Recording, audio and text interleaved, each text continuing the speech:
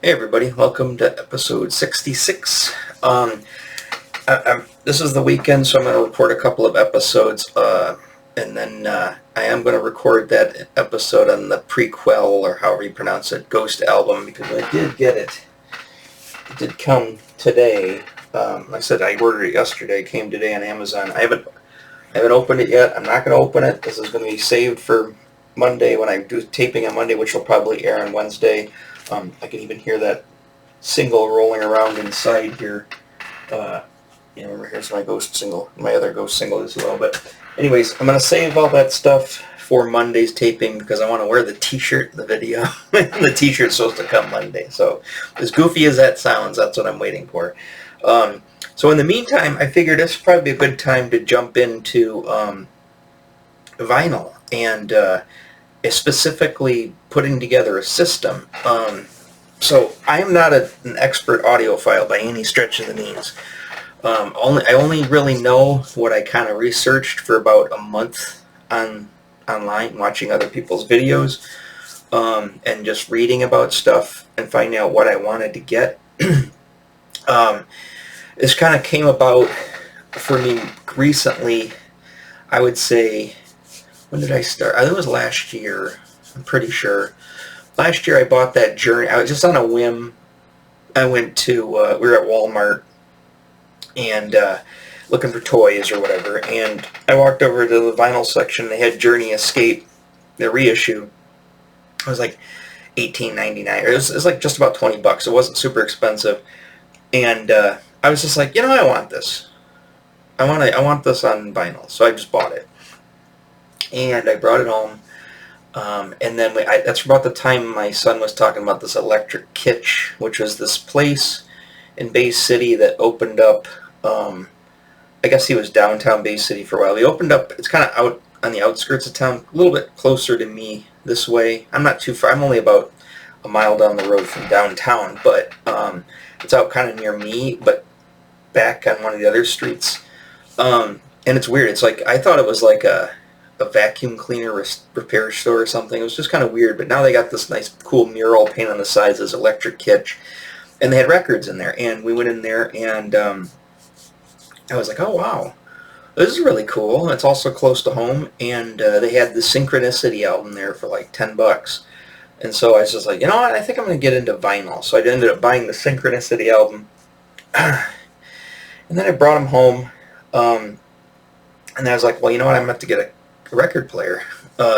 My last record player that I owned, I'll show you a picture in a bit. I found some pictures, not of mine, but of people trying to sell the record player. It was actually a whole hi-fi unit, and I had it. It was technically my sister's. My dad bought it for my sister at Highland Appliance.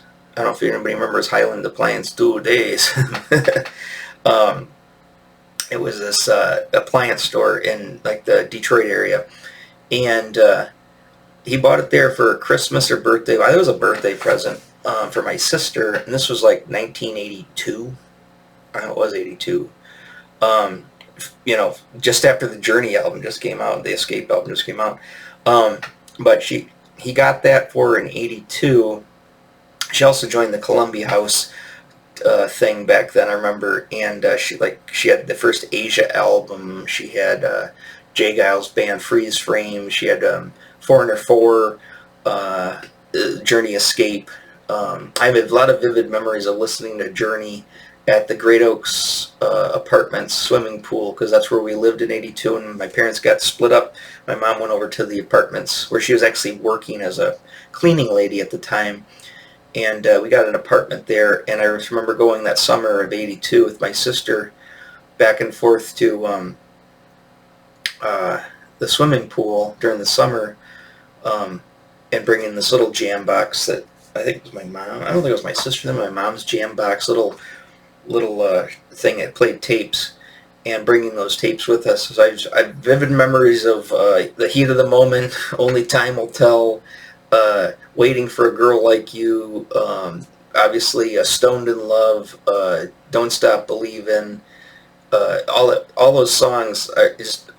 All I think about is the Great Oaks apartment swimming pool. I mean, I could smell the chlorine. I mean, you know, and playing those tapes all the time and sitting there, and then going. Then my sister would be like, "Hey, you want to go over to the mall?" And then she'd drive up to the mall, went to the swimming pool, and going things like that, things like that. So, anyways, um, she had that, but she had that stereo system, and I believe it was still at my day. I think it was still at the house. I don't think she brought it with her to the apartment complex. I don't. I'm not 100% certain on that. No, I think she still left it there. And because she had, her room at the house, anyways, and she kind of moved back in, like she graduated in '83, and I think she moved back into my dad's shortly, back into her room during like her senior year in high school. Again, that was right before the Jedi thing came out, so everything it's all at kind of that same time period. And I'm trying to keep this on record players, but anyway, so we had that record player, and eventually it made its way to my mom after they sold the house, and then we had it in the trailer, and then my sister went off to college to U of M, and she never took it with her, and so I kind of just inherited it, and it was in my room at the trailer for the whole time I was there, and that's how I listened, and I got really, really into buying vinyl records right about 1987, 1988, when we're going down to Ferndale for Tora Tuesday, because of that store, Sam's Jams. There was a really big record store, and they had this just giant bins. I mean, huge amount of bins. And I don't think I'm exaggerating. I mean, this was huge thing of records, like in the center of the store, and they're all $1. And they're all dollar records, and there was a lot of them. Like I said, all of my Rush albums came from those bins. All of my Yes albums came from those bins. All of my Asia albums. And then I discovered Asia Alpha, which I didn't even know was out at the time. Astra I found out a little bit later. Well, maybe I'll do an Asia video. But, I found a lot of those records, Iron Maiden records, because I had them on cassette tapes. I ended up getting some Iron Maiden records. So I had a pretty good record collection.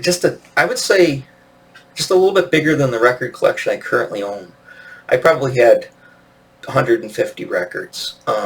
And I used to listen to them over and over again on that radio, that record player we had, and it had a tape deck. And I bought a big stack of tapes, and I'd constantly be making mixtapes or like collections of, or whatever I wanted to listen, or just double taping the whole album, or recording it off the album onto tapes. And then I had my Walkman. It was also.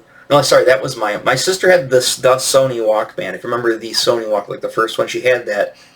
I ended up getting a Sony Walkman, but it was a newer model for my birthday in 1983. No, 84. I had a birthday out of 84, so it would have been summer of 84.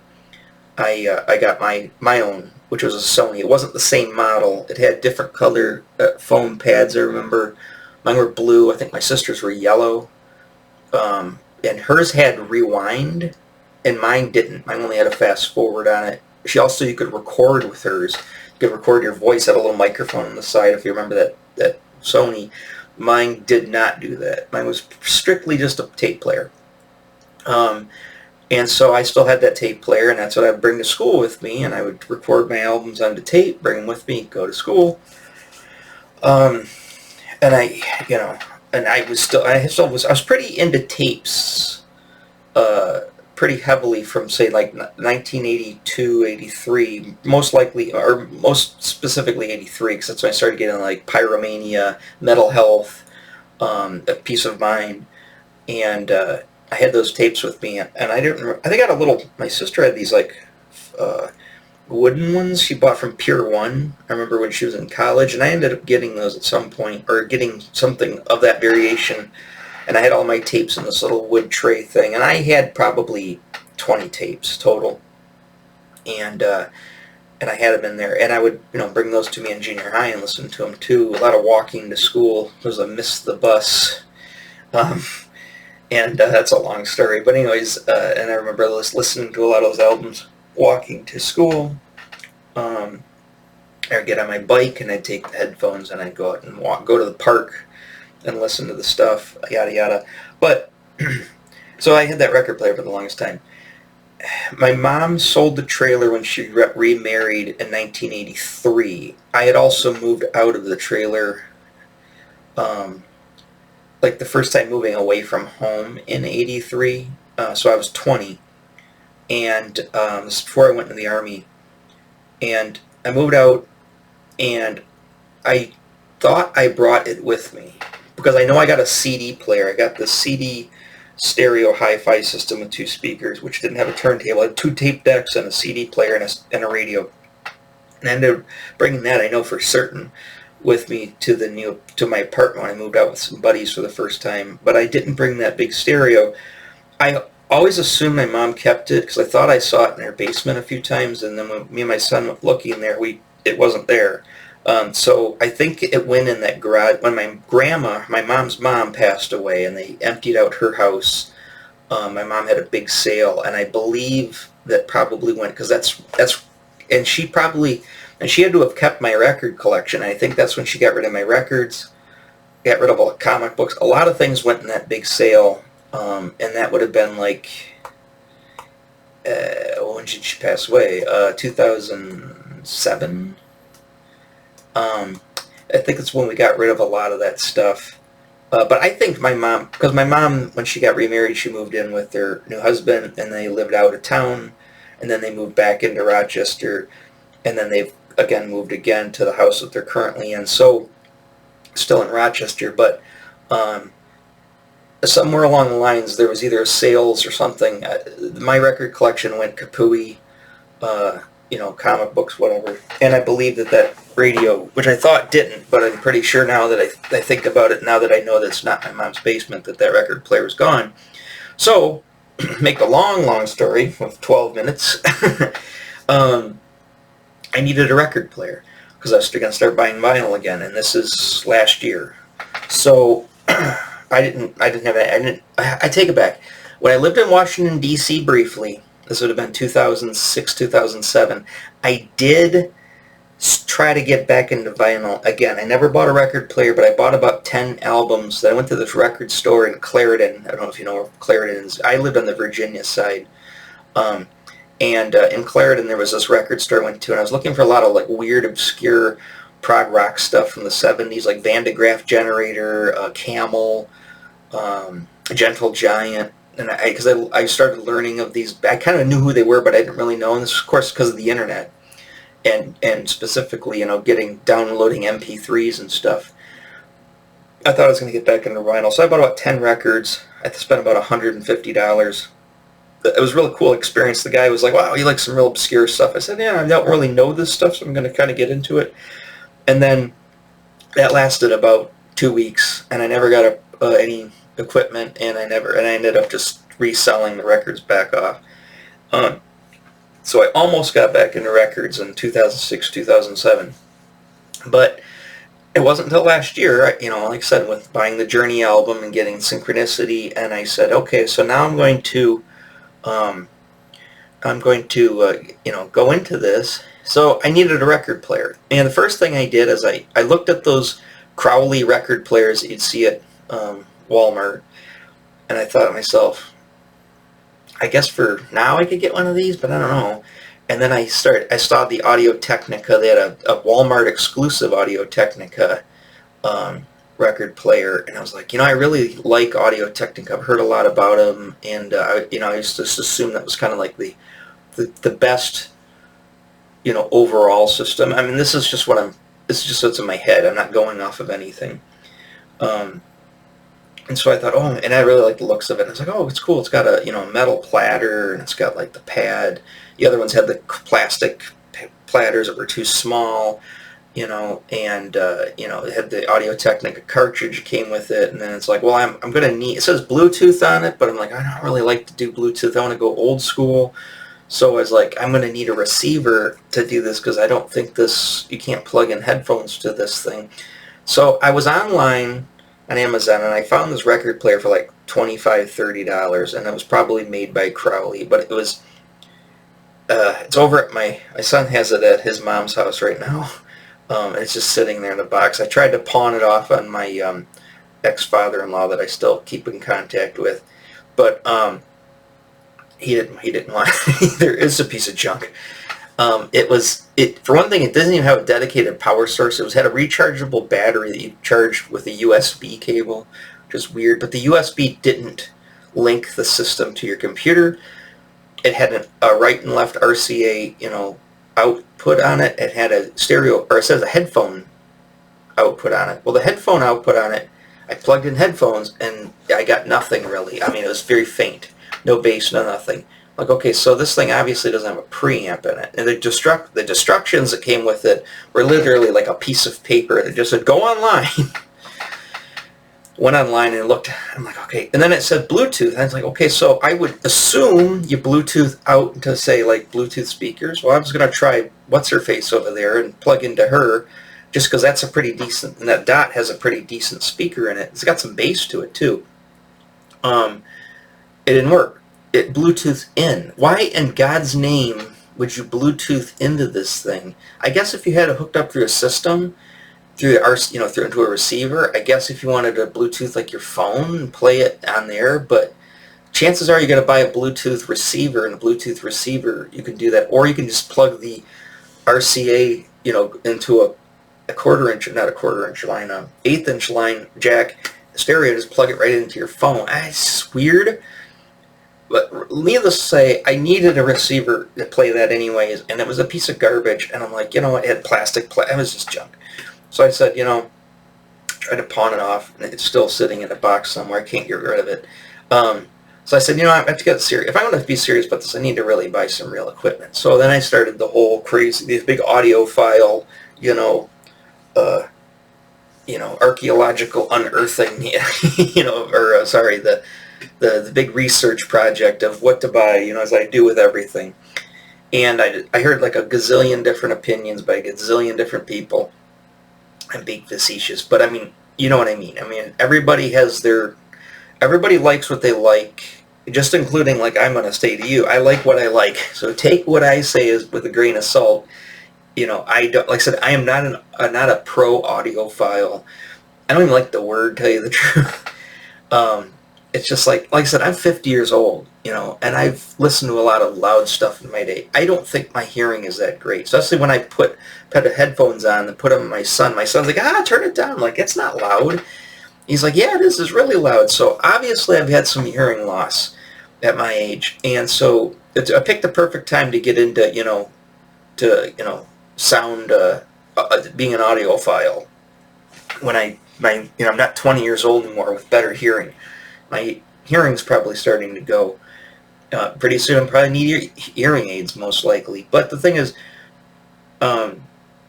so for people, if you're like in my situation, you don't have a lot of money, because the stuff is, if you spend $5,000 on a system, right, and you can't hear that well, and you can't afford it, what's the point?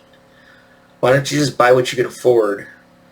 And if like I said, if you got hearing issues, are you going to pick up on all that stuff? Now, I can notice the difference. Like I said, with those headphones I had, I put the open ear headphones on as opposed to the over the ear, the Audio-Technica headphones over the AGKs that I had, which were more like studio headphones.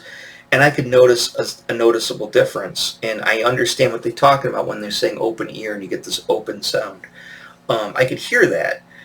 I don't say I hear it like perfectly, but I can notice it. And I plug those same headphones in, playing my guitar through my processor here, and I can notice the clarity. So, there is a certain amount of clarity you can seek after. Like I said, don't buy one of those $25 Crosley's, and whatever. Now, if you'll go with my ex-father-in-law's thing, he's all about finding the stuff at rummage sales or finding it at some estate sale. He's all about getting the stuff for like $10-15, and then repairing them himself. That's, if you're like the tinkering route and you want to do that, that's fine. But he's got a Pioneer turntable that he bought, a direct drive Pioneer he bought for like $15, and then he had to put some little bit of money into working on it. And he had to it's kind of a tinkering thing for him. So if you're into that route, you can go that route. But I'm all about I just want to buy the stuff brand new off Amazon or right off, off the shelf somewhere. Take it home, plug it in, have it work. If it doesn't work, I can take it back, or send it back to Amazon and tell them to send me a new one. I don't want to screw around with, buying something from some old lady's basement that may or may not work, that she's like, oh, my grandson was listening to that, and you're just, whatever. There's also the guy downtown Bay City that I talked to, and weird because he doesn't sell anything, but he has a shop. I guess it's just a repair shop, although he has a showroom, and he's also burning way too many incense in there. Everything smells like incense, like sandalwood. But anyways, I go in there, and me and my son were talking to that guy, because my son has an Akai that he got they found it in the basement of his mom's house when they bought the house just a few years ago. They found this one, and it works and whatnot. So, we're going to take that down there. We just stopped on there. We're down there. We talked to that guy, and he's all, Pioneer. Got to have vintage Pioneers, and he refurbishes, and he only works on Marantz and Pioneers, and blah, blah, blah. I've come to realize in Bay City, and I didn't notice this much when I was younger living in Rochester. In Bay City, there's a certain kind of people that live here, and I'm not gonna say my normal derogatory term for these people because probably will offend people. But let's just say that there's a certain type of people that live in this town, and they have the biggest hard-on for whatever they're really into. There's a lot of people that meticulously mow their lawns around here, right? And they're so into their lawns, and have such a hard-on for their lawn boys. And everything else in the world is shit compared to their lawn boys. And they tinker with these lawn boys excessively, and they have lawn boy collections, and they love their lawn boys, right? That's the type of people that live in this town. So this guy downtown is definitely one of those type of people. It's like, only one brand and the rest of it's shit, Is it? Oh, it's all made in China. It's all made in China, right? And if it isn't, if it's made in the United States, does that really mean anything nowadays? It might have meant something a while ago, but, I've seen the way people work in 50 years of my life. I've seen how, my fellow Americans do their jobs. I saw how I worked, right? Do you really trust those people to put together something, right? I mean, I worked in a factory for not for a very long time. It was a small factory. I didn't give a rat's ass about what I was doing, right? And most people there didn't too. They collected a paycheck, bought pot, and went and smoked it down and got high, right? That's pretty much what everybody did at the factory. So you really think that means anything, that it's American made? Sure, it sucks that they're giving, all the manufacturing's gone out to other countries, but because it's made in China, or whether it's made in BFI America by a bunch of high-ons, right? I don't know. I've seen how things work in Japan, right? If it's made in Japan, I would think, they got robots making almost everything in Japan. Robots, I saw the documentary about the Kawasaki factory, right? They've got, you want to talk about precision, and really redundant, or Germany, right? There, you want to talk about a country that likes to over-engineer shit. Germany. If it's made in, just because it's made in China. Everything's made in China, or Taiwan, or India, or whatever, right? If it's not, and it's made by elves, that are angelical elves that sprinkle elf fairy dust out of their fingers every time they touch something. Yeah, I don't want to pay elf fairy dust money. That's pretty expensive. I'm not going to pay $5,000 for something that I can't even really tell the difference. So there's my rant.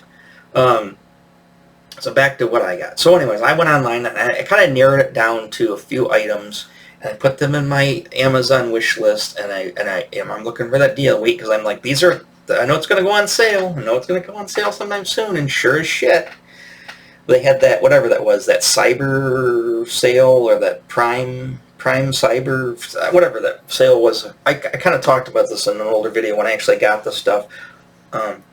and I got it for crazy prices. So let me switch over to, I'm just going to show you what I got, and these are the Amazon listings, and this is a current Amazon listing. So whatever their prices are is what their currently are. I'm sorry. So there's the turntable I bought. I bought the Audio-Technica AT-LP60X BK, which I'm assuming means black. It's a belt drive, it's not direct drive, so those people who can't, have to have the direct drive, go buy your direct drive. It's a stereo turntable, blah blah blah. It's got a dust cover. It's got the Audio-Technica cartridge. This is like the best, from what I've seen, the best beginner level turntable you can buy. And seeing that I just got this, and I haven't owned a turntable in a long time. And not saying the one I had before was outstanding either. But the thing is, I'm a beginner, and as I get older and my hearing goes worse, I probably won't get any better or become more advanced of an audiophile. I really hate people sometimes. People really annoy the piss out of me when it comes to how snooty and freaking full of themselves they are about their stuff, right? Especially people who can afford expensive shit and really like to tell you how expensive it is. I could care less. I could seriously care freaking less. So when it comes to this stuff, I said, well, what is it? It's $150. Okay, I paid $30 for a piece of garbage, so this is fine. What is it at Walmart? Well, they have this one, and then they have an exclusive of this, which I think has like one extra function or something. It's got a different platter pad. It's got the big A on it. I don't know what the difference is, but they're all like $150 there. Okay, I started seeing it like I think Target carries these, and they're $150. So okay, $150 for the turntable. So what do I need to get for a oh, let me just go backtrack one thing. So in my research, they also talk about getting a preamp. If you need to know about that stuff, watch somebody who's a lot more knowledgeable than me on preamps. But I didn't know if this had a built-in preamp or not, and it does. I finally read through all the fine print, and it said yes, it does have a built-in preamp. The way you can check that is on the back of a turntable. If it says phono or line has a switch, that means it has a preamp. And if you're going to listen to the phono preamp itself, like plug headphones into it, just stick it over in phono, you got headphones. You got powered, or if you want to power it through some powered speakers. If you want to run a line out, meaning into a stereo receiver, you just put it on line. And you'll notice that because I knew about the switch, but I must have bumped it or something, or I didn't check to see if it was switched. And I didn't get anything the first time I turned it on. And I was like, huh? And I'm like, oh, wait a minute. I just spoke it over to line. Bob's your uncle. That's what that was. So you're going to need a preamp in something, before you run it into the stereo. Now, I don't know if that's, like I said, it's weird because, I guess that's true, but I don't know. I think I've ran stuff through a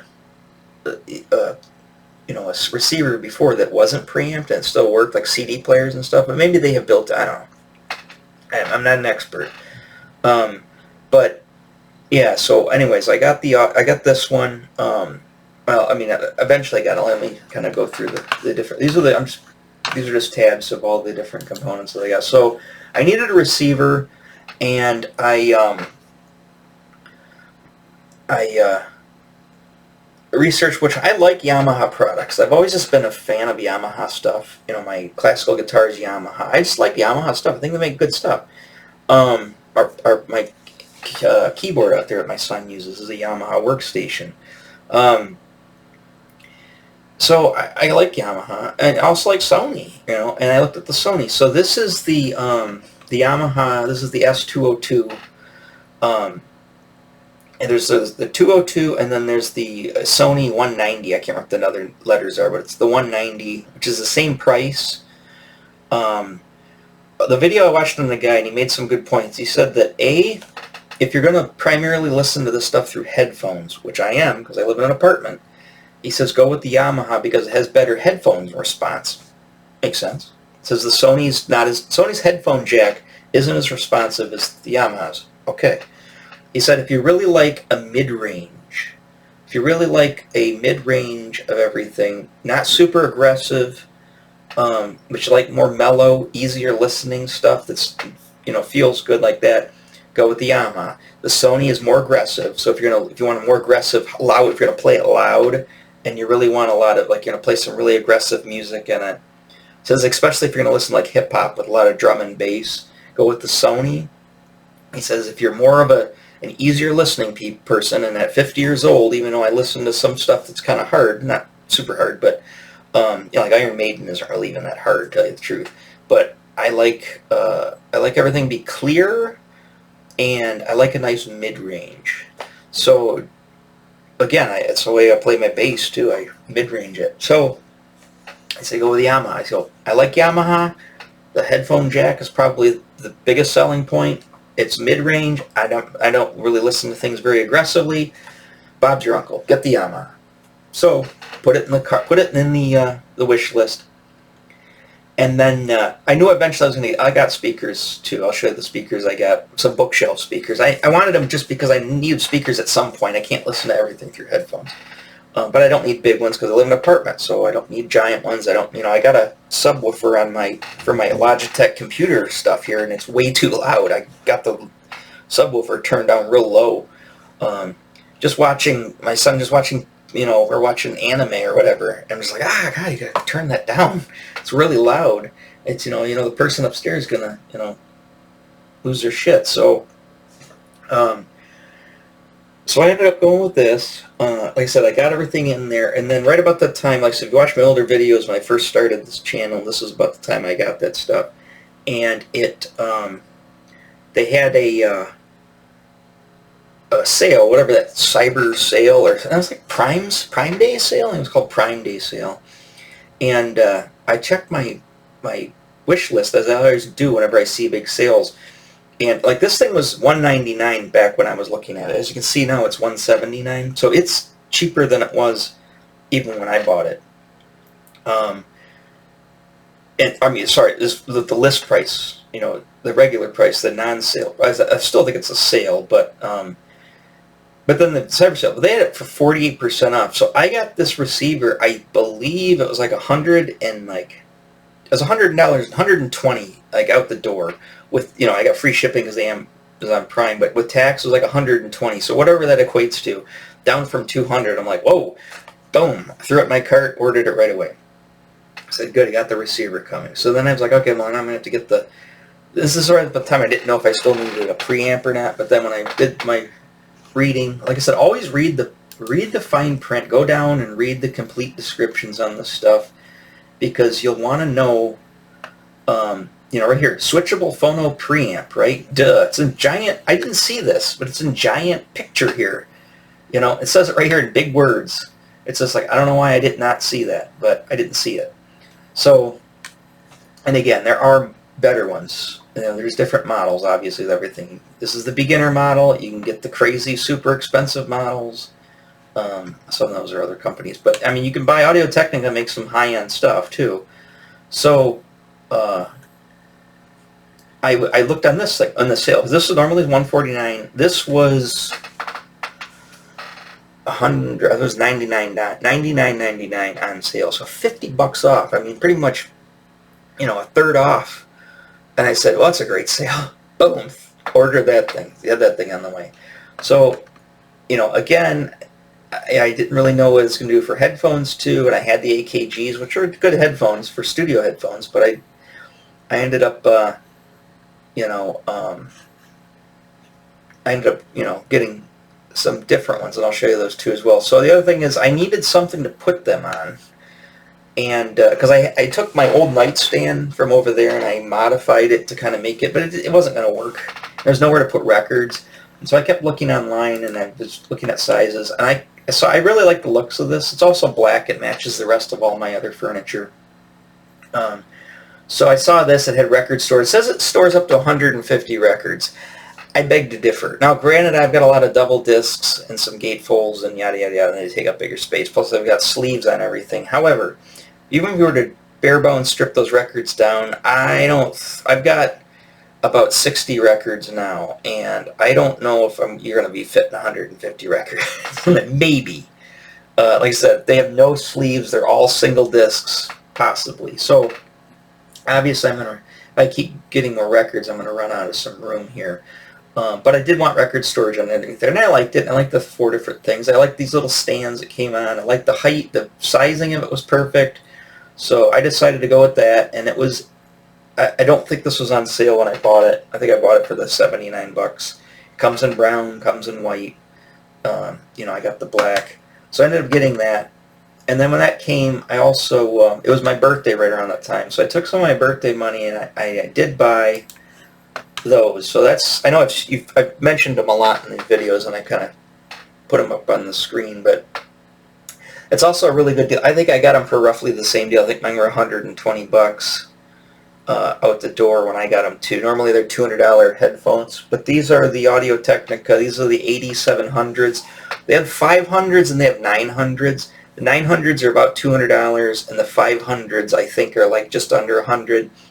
Don't get the 500s. These are not much more money if you get these for this price. Buy the 700s instead. The 500s do not sound as good. They're about the same as far as comfortability. They all have this weird kind of, it's called like the wing head thing or whatever, that's like their patented head thing on there. I'm not a huge fan of that, but it's okay. They're very comfortable, and you can leave them on your head all day and you're not going to notice. And you got the foam ear pads that aren't leather or fake leather, or fake whatever, plastic, so they don't make your ears sweat. They're very breathable. As you can see there, the giant open back to the driver there. And I got mine. I guess I can grab mine real quick. But they've got, you can see there's the open driver. And again, they got these nice big pads, and that's that wing system, so it just sits on your head and kind of goes into place. I mean, they're pretty comfortable. I mean, they're really light. And I sit there and work at my Wacom here, and I've got them on for hours, and they don't bother me at all. They do have an excessively long cord, which is, when you want a long cord, it's handy. When you don't want a long cord, it's a pain in the neck. And they're not detachable. Now, I believe that the 900s, I'm not 100% certain, I think the 900s have the detachable headphones. In the future, if I buy any other headphones to upgrade from these, I will definitely buy the detachable for a couple of different reasons. A, you can get a wireless adapter, just a wireless little thing. You can get them for guitars at a 1/4-inch jack, which I'm going to buy one of those from a 1/4-inch jack, and you can get one for an 1/8-inch jack.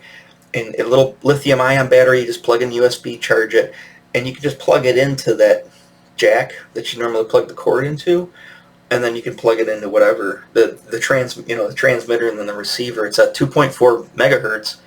And it should sound fine. You can turn in really nice headphones that aren't normally wireless. You can turn them wireless, and then you don't have to worry about this craziness. I'm definitely get one for my guitar and put a little wireless on my guitar. So even if I'm sitting right here, at least I don't have to get one less cord to be monkeying around with, to do that. So I don't got one yet. I'm not gonna rush out and buy one right away, but I'm gonna get one pretty soon. So yeah, so these headphones are great. So I took my birthday money and I bought myself some headphones. So thank you to anybody who gave me birthday money. You got me some headphones. And they're awesome. I love them. Are they the best? No, probably not. There's obviously the 900s are better, but they're more money. It's all relative on how much you want to spend. If you want to just buy the most expensive because for some reason, you have an ego issue, or you've got insecurities about, your the size of your equipment, then yeah, go spend $5,000 on a bunch of equipment. You go spend 10 grand. How about spend 30 grand? I bet you, you know what? The person who spent 10 grand, they're not as tough as you if you spent 30 grand. You're a better person if you spent 30 grand on your equipment than the person who spent 10 grand. You're both fucking morons, is what I'm trying to say. buy what you can afford. I say, if you can afford 30 grand on stuff, you're not really a moron, you know.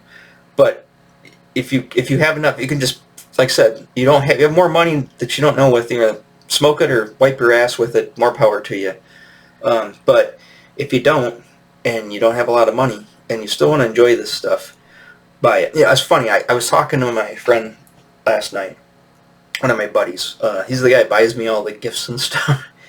Anyways, we had a conversation. We're talking about being poor, right? And it's just funny. Being poor nowadays is so much different than being poor in the 80s. And being poor in the 80s is a lot different than being poor in the 40s. And being poor in the 40s is a lot different than being poor in the 1800s. Today, you can be relatively poor, or you know, living in poverty or slightly, or low middle income or whatever, low income, and you can have a computer, you can have a car, you can have a cell phone, you can have a tablet, you can have a computer, you can have an okay sound system, you can have a bunch of toys, you know, and you probably still can afford all that stuff, and you're poor. So it's weird. We're talking about that, and I said, yeah, you know, you're right. It's funny because in the 80s, you know, like I said, I lived in a trailer in the 80s, late 80s, and you know, we had no air conditioning. You know, we had a black and white 13-inch television set. At least I did in my room. We had a color television out in the living room. You know, we didn't even have a VCR for the longest time. We didn't have cable TV for the longest time. You know, there was never any food in the refrigerator. You know, that was poor in in late 80s. You know, that was a different time period. You know, so poor nowadays it's all relative, is what I'm trying to say. So I don't know why I went on that big. Sorry, I go on a lot of rants and stuff, and I go on a lot of tangents. Obviously, you've been watching my videos now. You know, I'm Mr. Tangent, Mr. Rantaroonie. So, yeah, back to this. So anyway, so go get yourself these. Spend about $150 on a decent pair of headphones. So now, let's just say you're 150 in on a stereo, or on the receiver. You're 150 in on a turntable. 150 in on the headphones. You're still going to probably need some speakers, right? So you're already almost to $500. So go and get yourself some whatever speakers that are, you know, sizing to whatever you need. But I bought these, and they're the Klipsch, or however you sound that. And I did some research on this company, and I liked the fact they've got this specific patented horn on the top instead of the tweeter. They got this weird horn that it's their own technology, and they said it's very clear, and they're also talking about the mid-range in this too. So again, you're sold on me. Now it's got a 4-inch speaker. It's a 3-inch speaker. I think it's a 4-inch speaker. Yeah, 4-inch reference bookshelf speaker. You get 2 of them. You know, they're not powered. These are passive. I didn't want to. You can get powered ones, but I didn't want powered ones because I don't need that much power. Again, between the preamp and the what do you call it? The turntable and the preamp and the amp and the receiver. That's enough to power speakers for me. You know, I usually set my son thinks they're way too loud, which means also I'm probably, like I said, I've got hearing damage. I set these at about 55. Is about my normal comfortable listening level. If I play them through the speakers, 50 is about as loud as I want to go. I don't want to go too much louder than that, you know, and not annoy the neighbors. So that's my comfortable listening levels for everything. And they work just fine. For what I need, they work just fine. Again, think about, and this isn't really a tutorial on how to buy this stuff. I'm just telling you my experience. And if it's relatable to you and you're interested in this stuff, you know, just take what I say into consideration, just like I took what everybody else said in these videos into consideration. Buy what you can afford. Don't go into debt buying this stuff.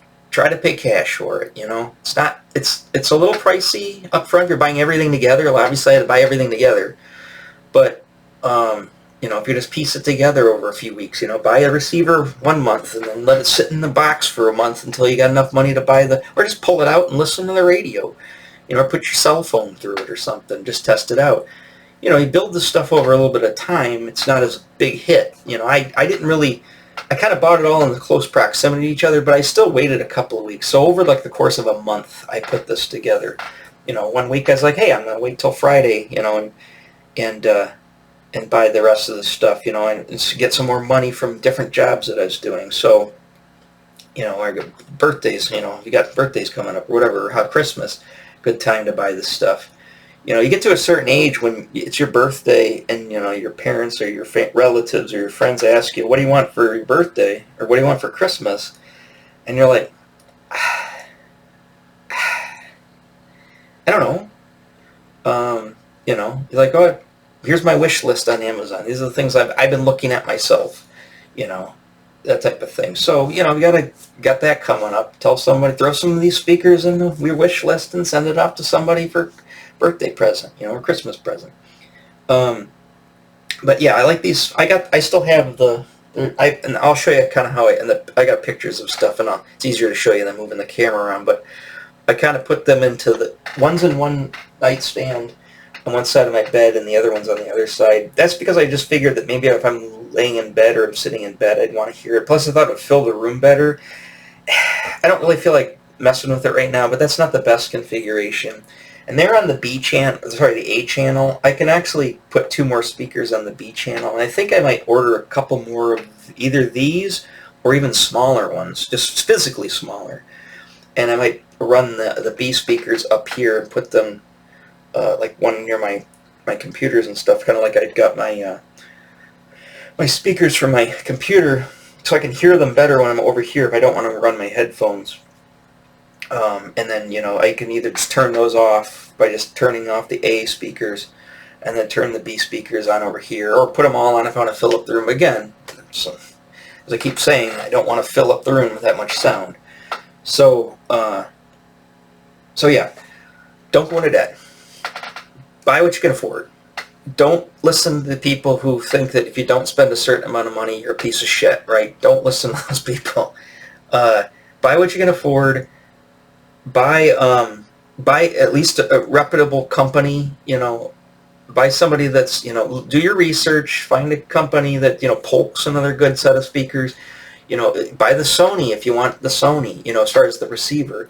If you don't like the Audio-Technica turntable, buy a direct drive if you can afford it, or buy another turntable that you like better. But again, just don't go into debt. Don't buy a $1,000 turntable right off the bat. You don't need it. Even though you think you need it, and you don't think that you're going to be worth anything if you don't have the $1,000 thing.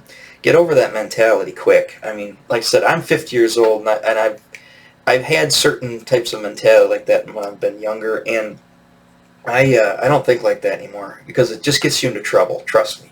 Gets you into trouble, you waste a lot of money, you'll never get anywhere with that kind of, unless you're just rich, and then you don't care. Then everything I say is moot. But, yeah, buy what you can afford, and, put together, and the other thing is, buy what you need.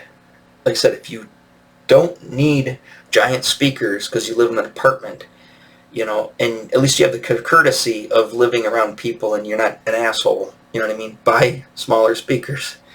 If you don't have the room for giant speakers, like it would have been nice to have like floor speakers or something and put them next to the thing, put it all together, which I might still get stands for those and kind of reconfigure things, but work with what space you got. I mean, there's a lot of different variables you got to take into account that, that dictates what kind of stuff you're going to buy. Only 3 left in stock. Order soon. More on the way for these. But anyways, and I went to ABC Warehouse, and they have the next size up, but they don't carry. So if you ever go to like ABC Warehouse and stuff like that, I think Best Buy carries Klipsch too, and I don't know if they have these in stock, but these 14-inch, the 4-inch R14Ms are kind of hard to find in the store. It's easier to order them online. So you got that, and then what else here? So you got yourself your system together. So I'm going to flip over here and I'm going to show you my stuff and how I got it configured. But before that, I'm going to show you this. That, it's not mine. This is just somebody selling one. That is the record player, including the speakers that came with it, which actually are pretty good-sized speakers. I think they're 6-inch speakers, I believe. I think they might even be 8-inch speakers. They're pretty decent-sized speakers, because that's a 12-inch platter, and you can kind of see the ring inside those screens. It might be an 8-inch, a 10-inch woofer in there, and then whatever the tweeter is on top. I think it's just a tweeter and a woofer. I don't think there's a third component in there, but they're like a wood, just like any other wood with a screen on the front of it. And that Sharp, for some reason I always thought that was, in my head, I always thought it was realistic or sound design. I think I had a jam box, my first jam box that I got with detachable speakers. I think that was a sound design. I think we got a Radio Shack, but back when Radio Shack was something. But yeah, it was a Sharp. I was like, is it a Sharp? And then when I saw a picture, I was like, that is definitely it. Because I didn't know what the numbers are, and it's a. They've got a Sharp SG3. I think it's called the Music Center, SG3 Music Center, or Stereo Music Center, or whatever it's called. And that's that one's got the destructions with it and everything. You can tell the keys or the buttons are all discolored. Mine started to discolor too, or mine / my sister's. But that is the exact system I had. And the other thing was cool about it, I don't know if you could see it from these pictures, but they had this hook here, and you could put down like a whole stack of discs. I think I held like 6 or maybe even 8 discs. And then they're all on this thing. And like I said before, when you listen to it, it just drops it until they're all dropped. Then you pick them up, flip them over, and then do it again, and they drop all the B-sides. So that was pretty neat. It was all automated. It was a 12-inch, a full-size platter, and it had a stainless steel platter in it. It had like a little rubbery kind of like, it couldn't take it off. It was like molded onto the metal or glued to the metal. It had a metal platter with like a rubber kind of pad on top of it, that you couldn't pull that off there. It was fixed to it. I remember I had to switch the needle on it too when I got it, when it was technically mine. I had to go buy another needle for it because the other needle was kind of going away. I think I bought my needles at Harmony House at the time, the one up there on Hamlin and Rochester Road, and bought the new needle for it. But you just clip the little needle out and put the new one in. So it was pretty neat. So I had a tape deck. It had this button called the metal button, which would made it extra trebly. Actually, the button's right here. It's called the metal, and on and off. You could get like extra treble and no treble. And I remember playing those. Remember when I telling you my friend, the guy from the trailer park, he gave me all those Metallica tapes when I first learned of Metallica. I played them on this thing. And I remember I thought, I'll hit the metal button. And they were really trebly, like too trebly. And those original Metallica albums weren't recorded that well. So I turned that off. I was like, I'm not going to do that. And then, and I think I even was questioning too back when Injustice for All came out, because I got it on cassette and I played it on this thing. And I remember cranking the bass up. And turn it, and I kept cranking the bass up to like 10. I'm like, I cannot hear the bass player, which is Jason Newsted at the time. So I even knew back then that there was something fishy going on with their recording.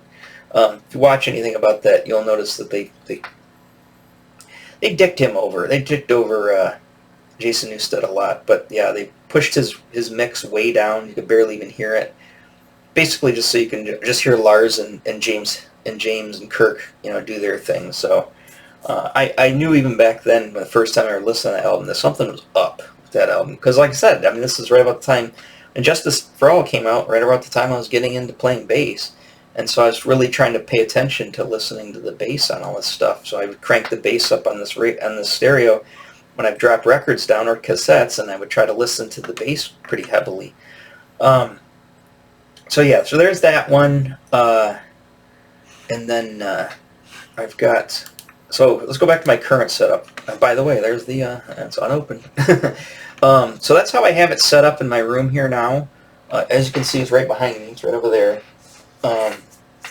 And You know, you can throw the turntable on top. You know, you got plenty of room for the receiver. And if, let's say you bought a tape deck, you know, or if you're into EQ, I strongly advise not getting an EQ, but if you're going to get in, like, if you wanted a tape deck or a CD player, you know, to kind of add to this too, because you got, I think there's 4 channels on this, or 5 channels on this receiver. I guess 4 channels. You got enough room, I think, as long as it's not too thick. You could still mount, as long as you got paws, you know, or feet on it, so that you keep a space open. Because for the venting on that, I think you got enough room with this. If you got this configuration, you know, you could still put another unit in there. I just put my little record cleaning kit there, and I throw my headphones on there just to kind of keep them out of the way. Usually I don't try to put anything on it when this thing's on. When I turn it on, I usually pull that out and set it over here. Because a lot of times I'm getting the brush out and using it to clean my discs. But, yeah, so that's my configuration currently. There's a little, not the best photograph, but that's a little more close-up of it. You know, you get the remote here. Like I said, this is one of those microfiber brushes that I just run. Basically, I hit this button here when I got a disc on there. Bring this over a bit. It'll leave the stylus up, and then you just take the brush, let it run a little bit, a few stripes off. Remember to, when you brush it off, kind of pull it away, and then take your rag or towel or anything you got laying around and wipe that dust off. Because when you lift the disc up, the static electricity is going to grab all that dust. You just dust it off. It's going to pull it right back to the other side. So when you dust that off, wipe that stuff off. And plus, you want to keep this tabletop clean here anyway. So wipe all that dust off here when you're using the cleaning kit. And then I just set the stylus back, hit this button. This is technically like your pause button. You just click it, the stylus comes up wherever you're at in the record, and you can move the stylus wherever you want. And then, because don't just drop the needle on a disc. I used to do it as a kid, and I learned right off the bat, you wreck records that way. So do not just drop the needle on the disc. Like, oh, I want to go to this song.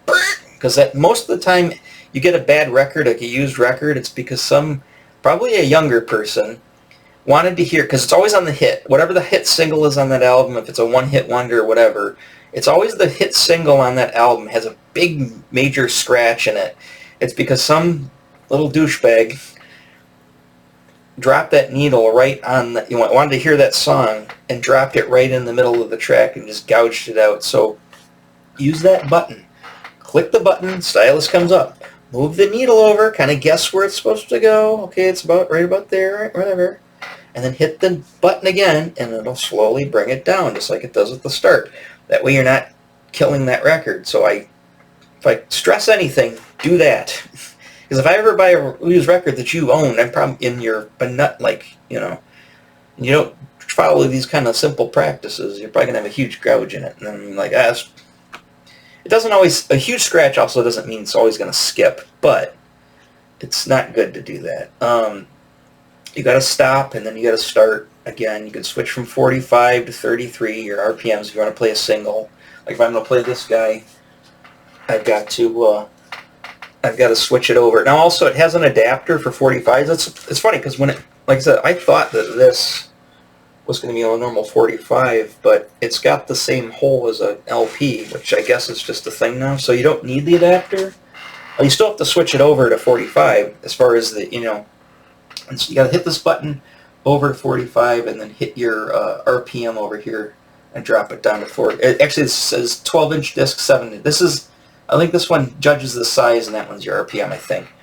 And then hit that, and then I didn't take any pictures from behind it, but you don't actually have an RCA out, and right and left out, like the red and the yellow, sorry, red and white. You've got a stereo 1/8 inch, but it comes with a stereo 1/8 inch, which comes out into your 2 white and red RCA cables, which is what you plug in on your line and you plug it in your receiver. That's kind of cool because if you want, you can just it's pretty easy to get to. You can unplug that if you want and plug in your cell phone or plug in your tablet, set it down, and just use it on the same channel, and you can use your, you know, you can power it that way, or just put it back into your turntable. So that's the type of situation it comes back with there. It did not come with a ground. I'm not really going to get into grounds too much, but like if you use a preamp, I think maybe because of the preamp's built in, it doesn't have a ground. But some of the turntables without preamps, you need to ground them, at least ground them into the preamp, and there's usually a little ground. You have to get, there's a little wire with a clip on it, a little prong, and I think it's called an RCA prong or AV prong or whatever it is, I can't remember. But you plug that in, it's got a little thing, and you put that on the ground, and then you want to run a ground to your receiver. No, if the receiver doesn't have a ground on it, just take like one of the screws out on the back on the side, it has the metal, put them there and screw it back in. But I don't have a ground ran on this. I haven't had an issue yet. Everything's on a surge protector, so if there's a storm or anything, it's gonna, it's gonna be protected from surges. But like I said, just be mindful of the ground if you need to hook up a ground. Like I said, this one doesn't have a ground on it. I'm assuming it's grounded through its cable somehow, most likely. But yeah, so that's the turntable there. There's Snake Eyes over there and Timber. Anyways, you got, so there's my current records with the exception of these two. That's about 60 records, and it's not tight yet, but I can't fit too many more than that. Now those are all sleeved. They got inner sleeves and outer sleeves, and a lot of them are gatefolds, and a lot of them are double records. So, like I said, it says it holds 150 records. I highly doubt it. Most likely, I got 60. I probably could get another, maybe 40. I don't even know if I can get 40 in there. I'm thinking it might hold like 75, 80 records of what I've got. So by the time I finish getting the rest of the Ghost albums and get, I got 2 more Iron Maiden albums I'd like to get, maybe 3. And there's also another band I want to get. There's a new album coming at the end of the month. I'll talk about them later too. They're called Gunship. They're a synthwave band. I'll get into them later because I'm starting to run out of time here. I'll talk about that maybe when I talk about the Ghost album. Excuse me. I'm either yawning, I'm either coughing, I'm either whatever. I tell you, after about an hour, I start to fall apart talking to myself. So, yeah. So that's my setup there. I'm pretty happy with it. It sounds great. I don't, realistically, yeah, sure, if I get a bunch of money, but I can't see me even replacing this. I mean, unless something breaks, it doesn't work. I don't even think I'm going to even replace that. The turntable's fine. I don't need a better turntable. Maybe, like I said, because of the headphone thing, maybe getting a better set of headphones that have the detachables or whatever, but the receiver's fine. Obviously I'm going to run out of record storage space. I've got, see where that Mobat is over there. I've got, I can put some records over there on that shelf, but I have to worry about, space for how much records I have. But I could probably fit another maybe 20 records, maybe 25 records in here, and I should be fine for it's too tight where you can't pull. You don't want to smash the stuff in there. You want to give it have some room. So you're not smashing the discs right against each other, because you're going to start getting ring. Even with how I've got them set up to prevent the ring wear, you'll still probably smush them a little bit. So leave yourself some room. So yeah, so that's that. Is there any more pictures that I have? Oh, let me show you real quick here. So right next to it, you can see there's the nightstand. In my nightstand, I put the speaker, and I just wired it through the back of it, and then I have a matching nightstand with a lamp and everything on the other side of the bed. It's a queen size bed, such as what size it is, and on the other side I've got the other clip speaker in there. And when you lay in bed, it's nice. You can really hear the stereo system, but I mean, sitting over here, it's kind of like I'm not getting the stereo effect because I can barely hear the one over in the corner, and they're right up against the wall too. The other thing people say is don't put speakers in an enclosure like this if they don't have a front mounted horn, the port, the sound vent. Those don't. The sound vent is in the back on those speakers. However, they're not very big, and that section is pretty big. It's like 15 by 15 inch section. It does have a hole in the back, a pretty good size hole to where you put the wires in, but it's not right up against it. So if you really don't have a lot of room and you got a back vented thing, you push it in there, all your sound venting is going to get muffled in there and stop. This doesn't do that because there's enough, because the speakers are small enough in this big enough enclosure that it doesn't really have an issue. Now, it might still be a little confined, and maybe when I reconfigure everything in a better spot, it'll be better. But that's how I currently have it, so I just wanted to show you that real quick. But yeah, other than that, so I'll probably drop a video, or I'll make another video tomorrow before Monday on something. I'll pick something. Like I said, I'm not going to do these guys yet, just because I'll wait for the T-shirt. I know it's a stupid reason, but plus the other thing is I want to listen to this tonight. I'll open it up and listen. I want to check out that other single that's in there. Because even though I opened this one, or you guys saw me open this on camera, I haven't even listened to it yet, so I still got to listen to this. And I want to do a little bit more. I've heard the album about 2 or 3 times, but I want to listen to the whole album through my headphones and sit here and enjoy it, and that way I'll have a little bit more to talk about, it'll be fresher in my mind to talk about the album on when I'll record it on Monday, and then it'll air Tuesday, and I'll post it Wednesday, because like I said, this will go out Monday, this video, and then tomorrow's blah blah blah. You get the point. But all right, so I'm starting to fall apart here, and it's an hour and 6 minutes, so it's usually where I end things. I know my videos are long, and I know it's probably better if I make 20-minute videos, but if I edited it, or that's also an option in the future. But for right now, this is what you're getting. If you don't want to listen to the whole thing, don't listen to the whole thing. Just turn it off. Skip around. I don't know how to. I gotta look on how to put whatever I'm talking about in the little clickable sections. I'm just new to YouTube, so bear with me. I'm learning the whole thing. So, all right. I think that's everything we covered. All right. I'll talk to you guys tomorrow then. All right. Bye bye.